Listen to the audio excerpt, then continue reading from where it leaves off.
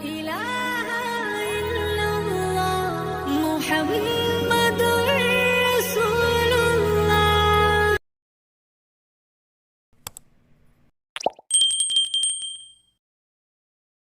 Alhamdulillah, mudah-mudahan dengan kita semuanya bersolawat kepada baginda Rasulullah Sallallahu Alaihi Wasallam. Mudah-mudahan anak-anak kita yang sedang duduk di bangku sekolah, semoga Allah limpahkan ilmu yang manfaat dunia akhirat. Orang-orang yang berhutang, semoga Allah akan bebaskan hutang-hutangnya. Orang yang menjadi duda, mudah-mudahan pulang dari sini semuanya kelabruk-labruk pada laku. Orang-orang yang menjadi janda-janda, mudah-mudahan pulang dari sini semuanya laku. Insya Allah. Oleh karena itu, saudara hadirin yang mulia, biasakan kita untuk bersolawat. Di rumah bersolawat, di pasar bersolawat, di kantor bersolawat, di masjid bersolawat, dimanapun biasakan kita dengan bersolawat. Insya Allah. Kemudian waktu Rasulullah Sallallahu Alaihi Wasallam berjumpa dengan Allah Subhanahu Wa Taala, maka Allah memerintahkan kepada baginda Rasul perintah tentang sholat. Yang satu hari satu malam Allah perintahkan kepada Rasulullah pertama kali 50 waktu. Coba Bu, kita bisa bayangkan kalau Nabi nggak mengusulkan kepada Allah dari 50 waktu, saya yakin kapan kita mau kelon, kapan kita mau kerja, kapan kita mau istirahat. Karena kita mohon maaf Bu, kalau sebentar-bentar sholat, coba Ibu bayangkan aja, kita sudah nikah, tiba-tiba lagi mau buka-buka, mau senang-senang, suami istri, suaminya baru mau melepas baju, tiba-tiba dengar Allahu Akbar, Allahu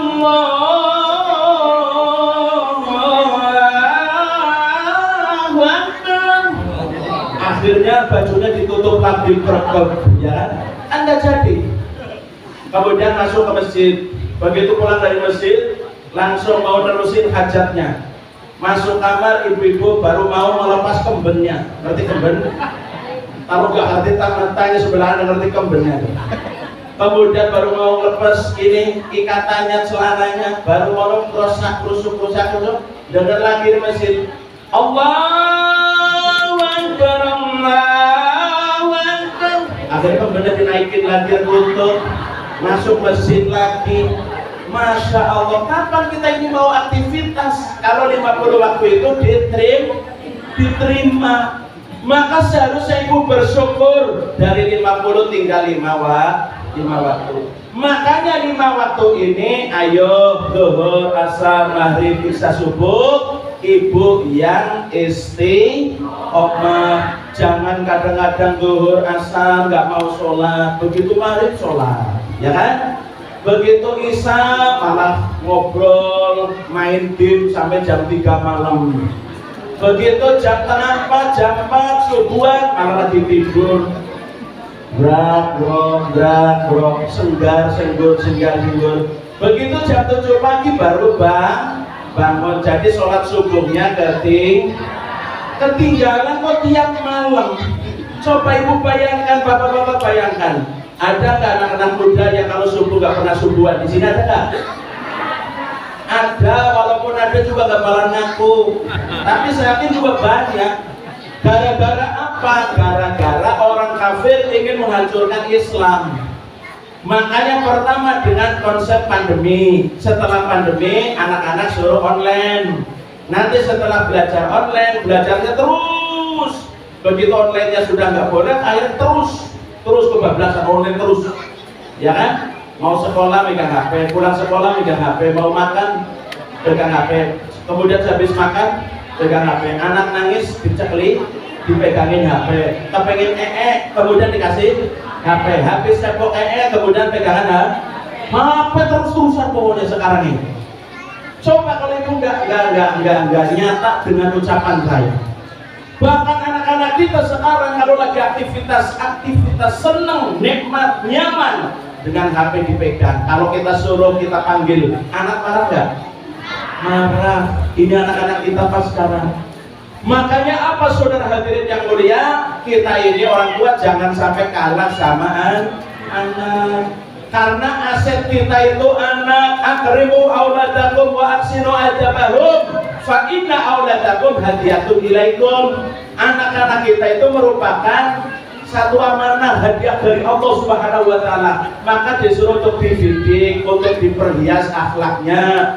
Jangan sampai kita ini takut dengan anaknya melakukan maksiat, maka maksiat yang dilakukan oleh anak ditanggung oleh kedua orang tuanya. Emang ibu mau nanggung dosanya anak?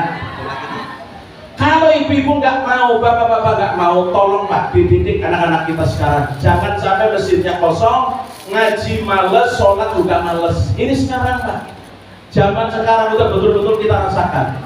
Masya Allah, subhanallah Pak.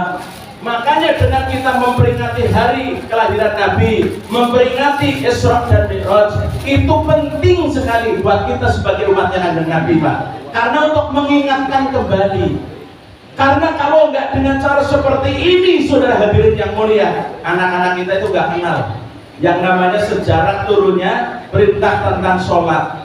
Satu-satunya perintah Allah yang sangat mulia itu adalah sholat.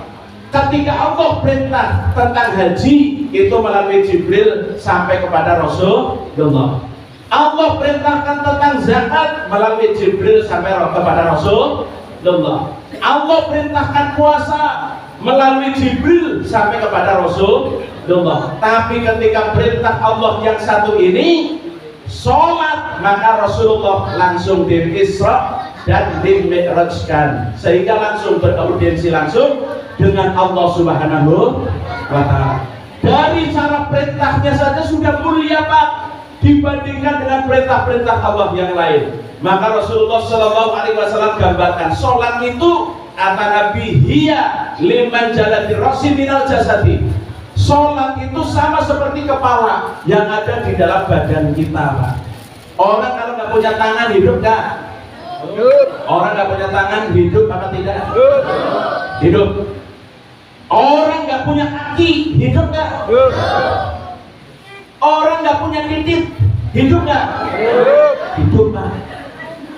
Tapi kalau orang nggak punya kepala hidup nggak? Kalau hidup dia mau nafas dari mana? Makanya sholat itu digambarkan oleh Rasulullah seperti kepala di dalam badan ini Pak. Makanya pantas Rasul sampaikan as-sholatu imadun. Sholat itu menjadi tiangnya agama. Kalau jadi tiang-tiang penting nggak? Orang bangun masjid ada tiangnya nggak? Kalau bangun masjid nggak ada tiangnya, berarti emang gendengnya mau naruh di mana? Gablek-gablek di atas. Kerangkanya mau naruh di mana? Nggak bisa.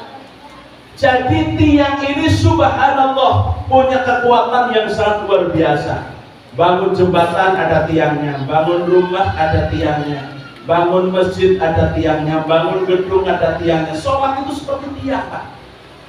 Jadi kalau seandainya kalian hidup tidak mau menjalankan sholat, sama seperti kalian membangun sebuah bangunan tapi tidak ada tiangnya, pasti roboh Pak, pasti roboh. Oleh karena itu saudara hadirin, Rasulullah di salah satu hadis yang lain menyampaikan inna sholata tanha 'anil fahsya'i wal munkar.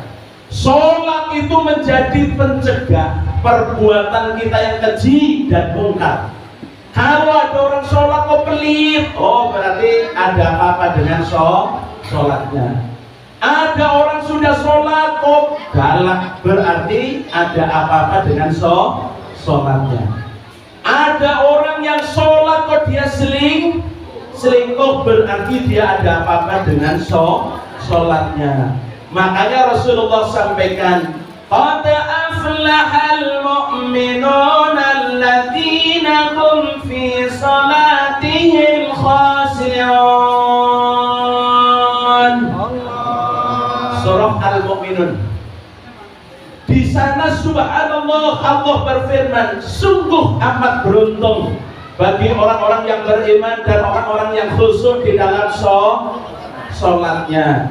Orang yang khusyuk sholat itu ketika kita sholat seolah-olah Allah melihat kita. Itu sholat yang khusyuk. Apa sholat yang khusyuk ketika ada suara kita nggak dengar? Bukan. Kalau ada suara kita nggak dengar, bukan orang sholat, orang mati. Ya kan? Oh, sholat yang khusyuk itu bukan berarti kalau ada motor kita nggak dengar. Kalau ada orang manggil kita nggak dengar, itu bukan sholat khusyuk, Pak. Itu sholatnya yang udah mau disolatin. Jadi intinya sholat khusyuk itu ketika kita sholat seolah-olah Allah itu melihat kita. Dan itu dibawa kemana-mana, saudara hadirin yang mulia. Yang menjadi pedagang ketika dia di masjid nangis minta ampun kepada Allah. Ya Allah, saya dosanya banyak, saya pernah berzina, saya pernah membunuh orang, saya pernah ngamplengin orang, ya kan? Saya pernah ngurangin timbangan, ya Allah. Nangis di masjid. Tapi ketika di masjid nangis, ketika kita ke pasar dibawa tangisan itu. Jadi jangan sampai seolah-olah Allah lihat kita di masjid, begitu ke pasar seolah-olah Allah nggak lihat. Jadi kan begitu di masjid nangis, di pasar kita tertawa. Jadi di sini kita taat, di sana kita tidak taat. Makanya sholat khusyuk itu ketika kita sholat seolah-olah Allah melihat kita, dan itu bawa kemana-mana, Pak. Yang menjadi pejabat, ketika dia di masjid sudah nangis, maka tangisan itu bawalah ke kantor. Insya Allah kalau dibawa ke kantor gak mungkin kita akan korupsi. Kalau tangisan di masjid ketika kita sedang bersolat kemudian dibawa juga ke pasar, maka ketika kita di pasar kita gak akan pernah ngurangin timbangan. Maka saudara hadirin yang mulia, sholat yang khusyuk itu pertama ketika sholat seolah-olah Allah melihat kita. Kemudian yang kedua, ketika kita sholat, maaf, orang sholat itu yang dilihat ke atas, ke depan, ada apa ke bawah? Ke bawah. Sholat itu yang dilihat ke bawah. Kenapa kita sholat lihatnya ke bawah? Karena kita ini asalnya dari tanah. Kita makan minum dari tanah, kita hidup di atas tanah, dan satu saat kita juga akan kembali kepada tanah. Maka kita nggak akan sombong. Kenapa? Karena wong kita asalnya dari tanah kok, ngapain kita sombong? Itu pertama. Maka kalau orang yang sudah sholat secara khusyuk itu nggak akan sombong. Kemudian yang kedua, sholat itu, mohon maaf, bahasanya sama. Artinya sholat ini sebagai pemersatu bangsa, pemersatu umat. Jadi orang yang sudah sholat jangan berantem. Besok mau pemilu, yang kaosnya kuning sama kaos hijau, gak usah berantem. Gak usah. Nanti yang kaosnya biru berantem sama kaos putih. Nah, lagian ngapain kita pakai berantem, Bu? Yang kita belain itu belum tentu mereka tuh ngerti kita. Belum tentu. Kita di tetangga kita gontok-gontokan. Di tetangga sebelah kita lempar pakai tongkat, kecumprang, gara-gara beda pilihan. Kemudian yang sama itu melempar lagi ember, kecumprang. Jadi ujung-ujungnya apa? Ya Allah, kita ini memperjuangkan orang yang sedang kita perjuangkan. Tetapi kadang-kadang orang yang diperjuangkan nggak ngerti. Kita belajar dari 2019. Antara menang dan kalah, yang menang jadi presiden, yang kalah malah ngekor gabung sama yang jadi presiden. Terus yang belain terus gimana ini? Ketika istrinya lahir, apa mereka transfer ke kita yang belain? Enggak. Ketika kita mau bayar utang, mereka bayarin utang-utang kita? Enggak. Ketika kita mau bangun musola, bangun masjid, mau bangun rumah, emang mereka bantuin kita? Enggak. Ketika anak-anak kita mau sekolah, gak punya makan buat sarapan pagi, emang dia transfer pagi-pagi buat anak-anak kita? Enggak. Makanya gak usah gak usah. Sekarang kita fair saja, Pak. Yang menurut nurani Bapak, yang bagus, yang mana di antara tiga, itu aja udah saudara hadirin, ya. Saya nggak mengarahkan salah satu paslon, tidak usah. Hanya ingin menjaga kerukunan antar umat. Semuanya itu saudara kita, Pak. Ngapain yang sini? Bersemut-bersemutan sama yang di sebelah. Kemudian di sini beremut lagi sama sebelah sana. Percuma, Pak. Percuma. Itu zaman udah dan modern. Kita udah ilmunya udah banyak, pengetahuannya udah cukup. Gak usah bisa dikibulin lagi zaman dulu, gak usah Pak. Sekarang kita ini harus bicara yang real saja. Bapak-bapak bisa lihat Pak, caleg-caleg itu semua kalau foto ada nggak yang bersenut? Ada nggak? Ketika caleg itu mau foto, menunduk diem aja. Ada nggak yang bersenut diem aja? Nggak ada, semuanya tuh semeringah, senyum, ya kan? Senyum Pak. Bapak itu coba pahami, ibu-ibu pahami, maknanya apa? Semua orang-orang yang nyalek ketika difoto, dipantang mesti senyum. Ini kan menggambarkan bahwa rakyat ini gak usah terlalu emosional, santai saja, senyum seperti caleg kita, ya kan? Makanya kita dukung caleg yang kira-kira bisa ngertiin aspirasinya rakyat dan umat, itu aja udah. Maka ketika kita sholat tuh, kan bahasanya sama. Sebenarnya pendidikan sholat ini pendidikan hidup. Sholat ini pendidikan hidup. Ketika kita lagi takbir, usolli fardal maghribi salasa raka'atin mustaqbilal qiblati ada ma'mumal Allahu Akbar. Kalau orang Jawa begitu takbir Allahu Akbar apa bukan? Orang Betawi takbir apa bukan? Orang Sunda takbir apa bukan? Takbir, bahasanya sama. Yang Sunda, yang Jawa, yang Betawi, yang Sumatera sama. Itu bahasanya sebagai pemersatu dari umat. Apa kalian mentang-mentang orang Jawa? Saya jadi orang Jawa, saya jadi imam sini. Allah, Gusti Allah gede banget. Gusti Allah gede banget. Nah terus ada orang dikit, ya, arah-arah ke Semarang ke sana. Allah, gede banget. Bener, ngetan lagi ke Solo. Allah, ageng sangat. Dan coba kalau bahasanya udah kacau begitu ya, yang sana ageng sangat, yang sini gede banget, yang sana mandang ngul, gede. Coba Bu, sholatnya kacau apa tidak kacau? Kacau. Maka umat ini supaya mau bersatu padu, sholatnya jangan ditinggal. Fadilahnya sholat dipakai. Sholat itu kehidupan Bu. Ketika kita melihat ke bawah, ketika kita berdiri, ketika kita takbir, setelah itu kita ikrar hadapan Allah. Inna sholati wa nusuki wa mahyaya wa mamati lillahi rabbil. Sesungguhnya sholatku, hidupku, matiku, sugihku, miskinku, gantengku, jelekku, lemahku, semuanya dinisbatkan Bu dengan dunia ini. Itu semuanya lillahi rabbil alamin. Jadi kalau orang kaya jangan sombong dengan kekayaan. Kalau dia cantik nggak usah sombong dengan kecantikan. Kalau dia ganteng, kalau dia kuat nggak usah sombong dengan kecantikan. Dan ini semuanya itu dinisbatkan, semuanya adalah lillahi rabbil alamin. Makanya tolong ibu-ibu hadirat, bapak-bapak hadirin, ini masjid, saya silaturahmi di masjid ini dari zaman masih musola. Sekarang sudah jadi masjid, sudah ditingkat, jamaahnya kompak, rukun, guyub. Saya merasa senang bagi Allah di masjid ini. Makanya subhanallah, apalagi sekarang ketua DKM-nya itu kawan saya. Ini bukan orang baru Bu, ini dari tahun 2000 udah kenal saya. Dari zaman saya masih di PP. Alhamdulillah, makanya silaturahmi pada kesempatan siang hari ini bukan silaturahmi antar orang lain, tapi antar keluarga, saudara. Saya menganggap ibu-ibu lebih sepuh dari saya, ibu adalah nenek saya. Ya kan lebih sepuh, masa ibu saja. Kalau bapak-bapak lebih sepuh dari saya, anggap saja itu adalah engkau saya Pak. Tapi yang jelas saudara hadirin yang mulia, kita semuanya adalah bersatu padu. Kalau bersatu itu sama seperti jari Bu. Jari kita ada berapa?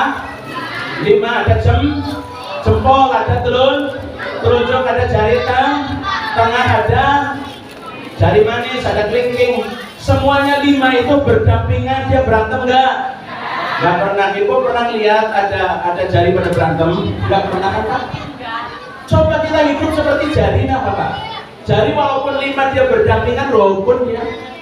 Kemudian yang jempol ngapain dia? Yang pegang tambuk pemerintahan. Itu jempol Pak, pegang tambuk pemerintahan. Ada camat, ada lurah, ada RW, ya kan? Ada RT, ada gubernur. Ini tambuk pemerintahan. Makanya kalau di samping ini pegang tambuk pemerintahan, jempol ini untuk menilai kebaikan sebuah acara. Masya Allah, peringatan Isra Mi'raj di Masjid An-Nur, acaranya cukup meriah. Begini kan jempol? Apa ada begitu menilai? Wah, acaranya meriah. Wah, begini pakai kelingking? Enggak, mesti pakai jempol. Kemudian yang kedua, telunjuk. Telunjuk itu siapa? Dia ini adalah pemegang dana, orang-orang kaya. Makanya orang kaya itu senangnya nunjuk-nunjuk. Mas, minta tolong bangunin itu tiang. Mas, minta tolong tuh pindahin. Mas, minta tolong. Nah, itu nunjuk Pak. Ini telunjuk di samping untuk nunjuk, untuk ngacung kalau lagi sholat. Begitu pas asyhadu alla ilaha illallah, tangannya cung, ngacung kan? Ngacung itu sekarang udah macam-macam. Ada yang ngacung yang cung. Ada lagi yang cung, saja. Tapi itu nggak usah dimasalahkan, karena yang namanya madzhabul arba itu terjadi di mana-mana. Mazhab 4 itu ada yang cung, silakan, karena belajarnya dia langsung ngacung. Kalau yang langsung goyang-goyang, ya mau aja digoyang-goyang, aja goyang-goyang, silakan aja. Yang penting jangan ganggu temannya sebelah, ya kan? Begitu dia cung, ngacung, sebelahnya goyang-goyang. Terus yang goyang-goyang ngomong, goyang-goyang. Jadi sebelahnya itu malah ini nih Pak. Nah itu nggak boleh begitu. Terserah, mau goyang-goyang, mau ngacung, silakan saja. Ya Bu ya. Itu menggambarkan bahwa Allah itu Maha Esa, Allah itu satu. Makanya asyhadu alla ilaha illallah. Katakan Tuhan itu satu. Tuhan tempat menyembah dan tempat meminta. Katakan Tuhan itu satu. Bukan tidak beranak dan tak diberanakan. La ilaha illallah, tiada Tuhan selain Allah. Cung tangannya ngacung. Begitu Bu. Kemudian yang ketiga namanya jari tengah. Jari tengah itu pemuda, jari tengah itu ulama, jari tengah itu cendekiawan. Makanya dia lebih tinggi posisinya. Cendekiawan, ustadz, kiai, itu jari tengah. Jari tengah ini diapit di antara dua jari. Maka kehidupan para cendekiawan, para ulama dan sebagainya, maka hidup berada di tengah-tengah.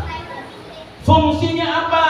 Nengahin satu masalah. Makanya Rasul sampaikan al-ulama usirrajul ummah. Ulama itu menjadi penerang bagi umat. Coba ini orang sebanyak begini, kalau nggak ada kiainya, nggak ada ustadznya, coba. Apa kalian mau ngerti hal yang haram, yang halal? Itu nggak bakalan ngerti. Cara nyari duit mesti prinsipnya wal-wal kedua. Apa ulah apa kadal, apa sepatu apa sendal, apa kasur apa kadal, ya kan? Apa sepatu apa sandal, apa kerikil apa gagal. Yang penting dia kecandak duluan, maka dia untal. Kan begitu Pak? Ini prinsip orang yang nyari duit gak pakai ulama, gak pakai hukum. Maka pentingnya adanya ulama. Al-ulama usirrajul ummah. Ulama itu penerang bagi umat. Maka ulama yang ada difungsikan. Ayo ajarin ngaji Ustaz, ngajarin ngaji, yo Pak Kiai, ayo ajarin ngaji, ayo guru. Seperti itu Bu, difungsikan. Kita ini jangan sibuk ngurusin dunia terus, jangan. Harus ada keseimbangan. Kemewahan dunia ini memang sangat menyenangkan hati, tapi kesenangan dunia penuh dengan tipuan belaka. Dari itu waspada. berdaya olehnya, jangan sampai terdaya. Hei, boleh saja kau cintai dunia, tapi ingat suatu saat kau akan meninggalkannya. Sekarang atau lusa, tua ataupun muda, yang pasti kau akan mati juga. Teng teng teng kan kita akan mati, Pak. Ujung-ujungnya mati. Masya Allah, yang kaya mati, yang miskin mati, yang kuat mati, yang nggak kuat juga mati. Yang presiden mati nggak? Yang nyalek mati nggak? Nyalek mati juga, Pak. Yang camat mati, semua bakal mati, Pak. Maka ketika kita hidup di dunia, kata Nabi, khairun nas anfa'uhum linnas. Jadi manusia itu ada manfaat buat orang banyak. Jangan ngerepotin orang banyak, jangan. Loh, kalau ngerepotin gimana? Ya kalau ngutang nggak mau nyarutang kan ngerepotin umumnya. Makanya saudara hadirin yang mulia, tolong, sholat itu bagian dari kehidupan, ya. Sholat bagian dari kehidupan. Jadi kalau orang ninggalin sholat sama seperti ninggalin konsep hidup. Kemudian yang nomor keempat, jari ini ada namanya apa ini? Pilih apa? Jari manis. Jari manis itu siapa? Kaum pemuda. Kaum pemuda. Makanya yang berperan dalam peringatan Isra Mi'raj sebaiknya para pemuda, bekerja sama dengan para orang tua. Makanya Rasul sampaikan, inna fi yadis subani amrul ummah wa fi amkaniha hayataha. Terletak di tangan pemuda lah maju dan mundurnya umat. Kalau pemudanya melempem, umatnya melempem. Kalau pemudanya semangat giat maju, maka umat ini akan semangat giat dan maju. Yang terakhir, kelingking. Apa, Bu? Kelingking. Kelingking itu siapa? Kaum wanita kecil gesit. Nih, kerjanya untuk apa kecil ini? Yaitu untuk ngecek siliting titik, ya kan? Jadi kalau saya punya ayamnya udah mau bertelur, kan biasanya petak-petok, kan biasanya dicek pakai kelingking selesai. Oh iya, udah mulai ada dropnya, ya kan? Kan pakai kelingking, apa udah cek pakai jempol? Nah kalau pakai jempol ya jempol. Kalau pakai jempol juga klenger, ya kan?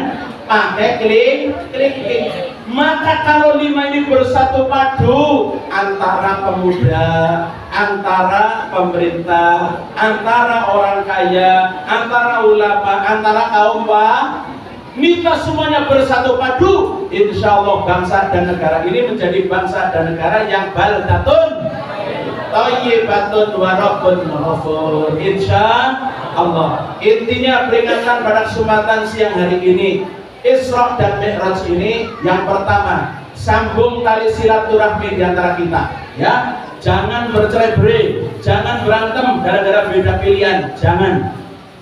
Yang kedua, dengan peringatan Isra dan Mi'raj Nabi Agung Muhammad ini, ayo tingkatkan sholat kita dengan berjamaah. Yang ketiga, kalau kita mau selamat dunia dan akhirat, kuncinya jangan tinggalkan sholat. Udah 3 hal aja yang bisa saya sampaikan, gak usah panjang-panjang. Ini udah jam berapa ini? Baru jam 10 kan? Baru jam 10, tapi rasanya udah kelamaan, ya.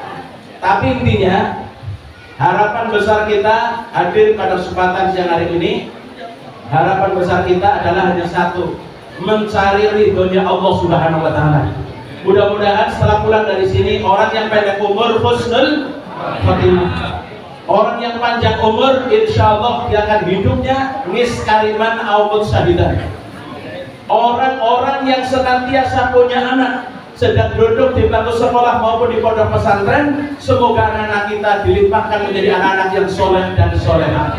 Rumah tangga kita menjadi rumah tangga yang sakinah, mawaddah dan warahmah. Kampung ini dijadikan oleh Allah seperti kampung yang Rasul bangun yang ada di Makkahul Mukarramah, Madinatul Munawwarah, bi barakatil Fatihah. Bismillahirrahmanirrahim. Alhamdulillahirabbil alamin. Arrahmanirrahim. Maliki yaumiddin. Iyyaka na'budu wa iyyaka nasta'in. Ihdinas siratal mustaqim. Siratal ladzina an'amta 'alaihim ghairil maghdubi 'alaihim waladdallin. Amin. Baik Bapak-bapak dan saudara-saudara, ini yang bisa kita sampaikan. Maksud hati memeluk gunung, namun apa daya tangan tak sampai. Maksud hati tak usah terus berlangsung, namun apa daya boyong sudah sampai. Dasar tir pada irenge, insya Allah siji sir pada senenge, bukan siji kendir pada gendene.